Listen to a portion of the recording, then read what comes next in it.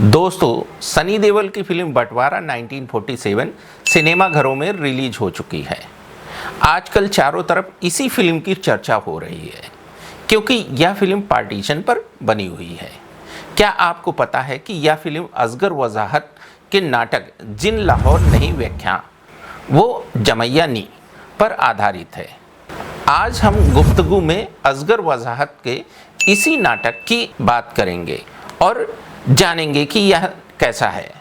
दोस्तों, यह सिर्फ 1947 के बंटवारे की कहानी नहीं है, बल्कि यह इंसानियत, मोहब्बत, तहजीब और साझी विरासत की ऐसी दास्तान है जिसमें मजहब की दीवारों के सामने इंसानी रिश्ते खड़े दिखाई देते हैं। नाटक का शीर्षक पंजाबी कहावत से लिया गया है, जिसने लाहौर नहीं देखा वह जैसे पैदा ही नहीं हुआ। लेकिन असगर वजाहत की नज़रों में लाहौर महज एक शहर नहीं, बल्कि गंगा जमुना तहजीब का प्रतीक है, जिसे सियासत ने बांटने की कोशिश की। कहानी की शुरुआत विभाजन के बाद होती है।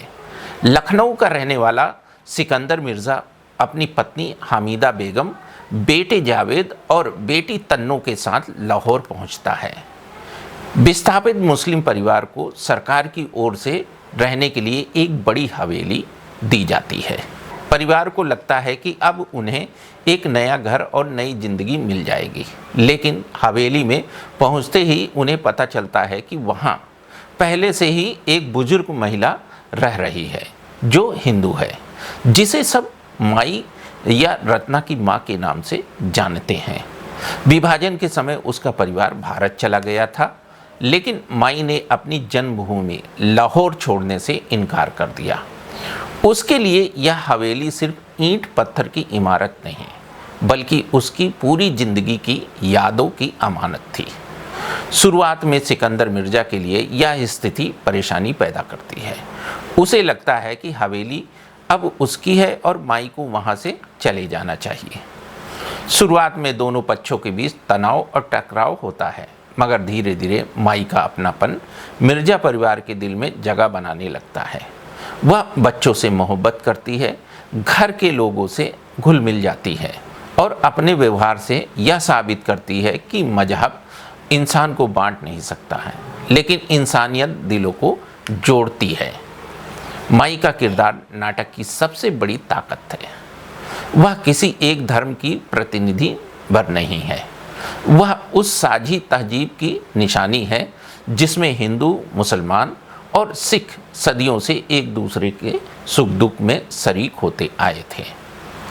उनके लिए पड़ोसी का मजहब नहीं, उनका इंसान होना मायने रखता है। माई का व्यवहार परिवार के प्रति धीरे धीरे अपनापन पैदा करता है।